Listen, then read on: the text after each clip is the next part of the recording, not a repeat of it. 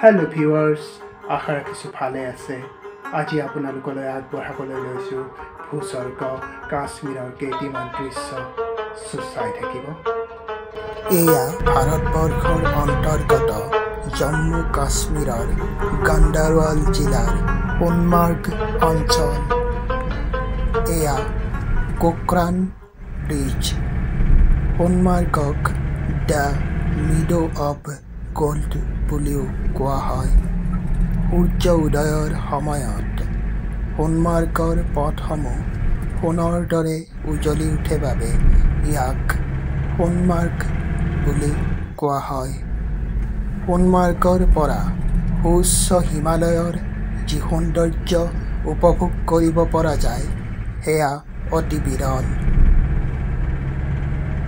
এয়া সোণমাৰ্গৰ বজাৰ ইয়াত নিত্য ব্যৱহাৰ্য সকলো সামগ্ৰীৰ বজাৰ দেখিবলৈ পোৱা যায় সোণমাৰ্গৰ বজাৰ অঞ্চলৰ পৰিষ্কাৰ পৰিচ্ছন্নতাই আমাক মুগ্ধ কৰিছিল সোণমাৰ্গৰ বজাৰ অঞ্চল অতিক্ৰম কৰাৰ অন্তত আমি দেখিবলৈ পাইছিলোঁ সোণমাৰ্গ হাস্পতাল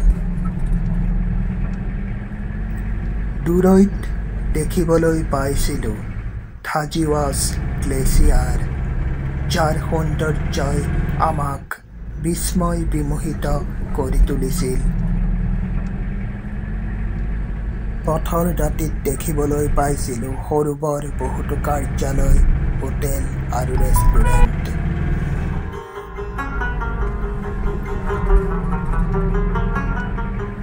থাজিৱাছ গ্লেচিয়াৰলৈ যাবলৈ ভ্ৰমণকাৰী দলসমূহে ঘোঁৰা ভাড়ালৈ লোৱা চকুত পৰিছিল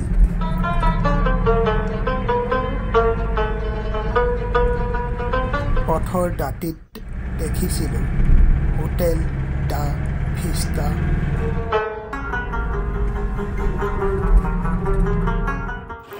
কুলু কুলু সুৰে বৈ যোৱা নৈ নিজৰাই আমাক মুগ্ধ কৰিছিল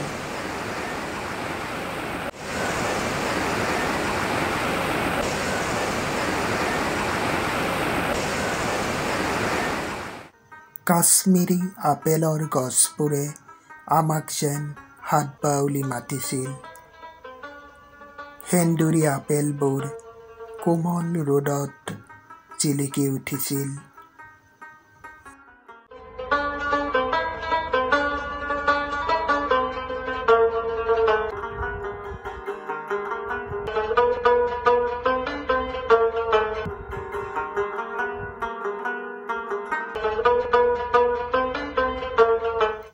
থাজিৱাছ গ্লেচিয়াৰৰ সৌন্দৰ্য উপভোগ কৰাৰ অন্তত আমি ৰাওনা হৈছিলোঁ শ্ৰীনগৰ অভিমুখে সোণমাৰ্গৰ পৰা শ্ৰীনগৰলৈ মুঠ দূৰত্ব ৭৫ কিলোমিটাৰ শ্ৰীনগৰত সোমায়েই আমি সেউজীয়া ওখ গছবোৰৰ সৈতে বৰফাবৃত ওখ পৰ্বতৰ সৌন্দৰ্য উপভোগ কৰিছিলোঁ যলৈকে চকু গৈছিল তাতেই দেখিছিলোঁ প্ৰকৃতিৰ কি যে বিস্ময়কৰ সৌন্দৰ্য আমি যেন পৃথিৱীত নহয় স্বৰ্গতহে বিচৰণ কৰি ফুৰিছিলোঁ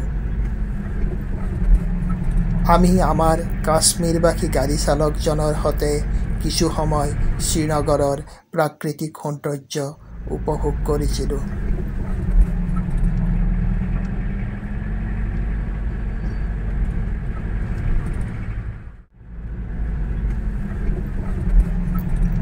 শ্ৰীনগৰৰ কোনো কোনো অংশত প্ৰত্যক্ষ কৰিছিলোঁ সেউজীয়া পাহাৰ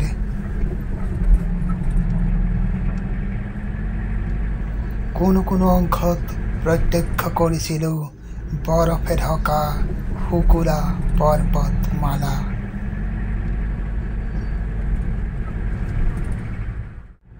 যেনি চকু থওঁ তাতেই চকুত পৰিছিল প্ৰকৃতিৰ এক নতুন ছবি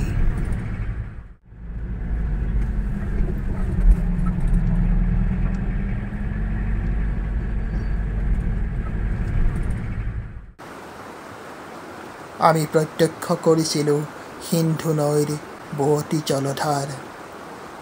সিন্ধু নৈৰ বুৱতী ধ্বনিয়ে আমাক যেন স্বাগতম জনাইছিল প্ৰকৃতিৰ এই ৰম্যভূমিলৈ। আমাৰ গাড়ী আগবাঢ়িছিল শ্ৰীনগৰৰ ডাল লেকৰ বিপৰীত দিশে থকা মোগল গাৰ্ডেন নিষাদ বাগলৈ।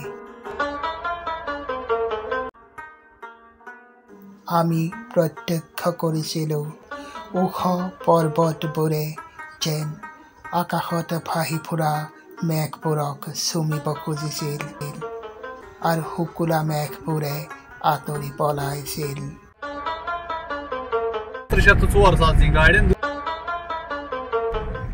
আমাৰ গাড়ীৰ চালকজনে আমাক জনাইছিল নিষাদবাগ আৰু ডাল লেক পাবলৈ আৰু বেছি সময়ৰ প্ৰয়োজন নহ'ব।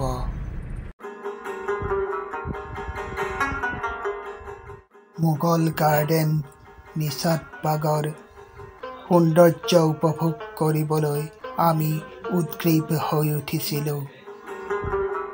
অৱশেষত আমি গৈ মোগল গাৰ্ডেন নিষাদবাগত উপস্থিত হৈছিলোঁ। মোগল গাৰ্ডেন নিষাদবাগত প্ৰৱেশ কৰি আমি অনুভৱ কৰিছিলোঁ এয়া যেন স্বৰ্গৰ নন্দন কাননহে। নানা তৰহৰ জোপোহা গছ আৰু ৰঙীন ফুলৰ গছেৰে সুশোভিত এই উদ্যান।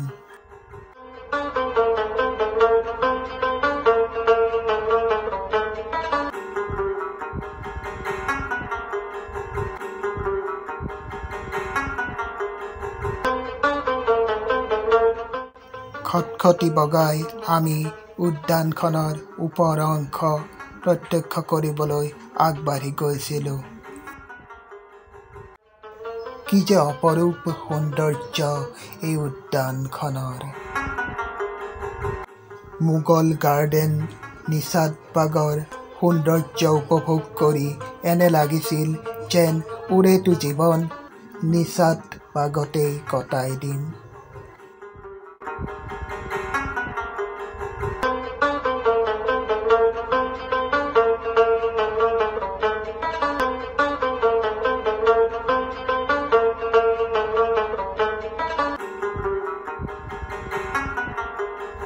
উদ্যানখনৰ পৰা আমি প্ৰত্যক্ষ কৰিছিলোঁ দূৰৈৰ শুকুলা বৰফে আৱৰি ৰখা পৰ্বতমালা। নিষাদবাগৰ মনোমোহা ৰূপ দৰ্শনৰ অন্তত আমি আগবাঢ়িছিলোঁ ডাল লেক অভিমুখে।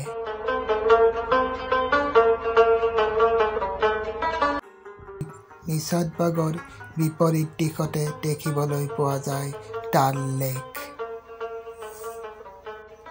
ডাল লেকৰ মনোলোভা সৌন্দৰ্যই আমাক বিস্ময় বিমোহিত কৰিছিল। আমি হাউচবোটত কিছু সময় কটাইছিলোঁ। হাউচবোটৰ পৰা আমি ডাল লেকৰ সৌন্দৰ্য উপভোগ কৰিবলৈ সক্ষম হৈছিলোঁ। सुबह सुबह बोला नहीं पहले शिकार आपसे प्रॉमिस किया ना शाम को करवाएंगे। ঠিক है। পুৱাতেই আমি চিকাৰা নাৱত উঠি ডাল লেক ভ্ৰমণ কৰিম বুলি নাও চালকজনক কোৱা নাছিলোঁ। তেখেতে সন্ধিয়া চিকাৰা নাৱেৰে ডাল লেক ভ্ৰমণ কৰাব বুলি আমাক প্ৰতিশ্ৰুতি দিছিল। সন্ধ্যা নামিছিল আৰু আমি চিকাৰা নাৱত উঠি ডাল লেক ভ্ৰমণ কৰিবলৈ গৈছিলোঁ। ये है ताज। आप कौन से साइड की बात कर रहे हैं? राइट साइड ये साइड। अच्छा ये है उधर वो कबूतर क्या बोलते हैं उसको परी महल। अच्छा ডাল লেকৰ পাৰত জ্বলি উঠা নিয়ন চাকিৰ পোহৰে ডাল লেকত এক মনোমোহা ৰং ৰূপৰ চমক তুলিছিল। আমি নৌযাত্ৰা সামৰি পুনৰ হাউচবোটলৈ উভতি আহিছিলোঁ।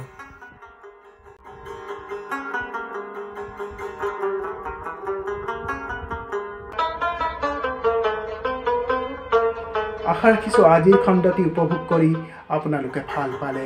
পুনৰ নতুন এটি খণ্ডলৈ আপোনালোকৰ মাজলৈ অহাৰ প্ৰতিশ্ৰুতিৰে আজিলৈ সামৰিছোঁ। সায়নাৰা।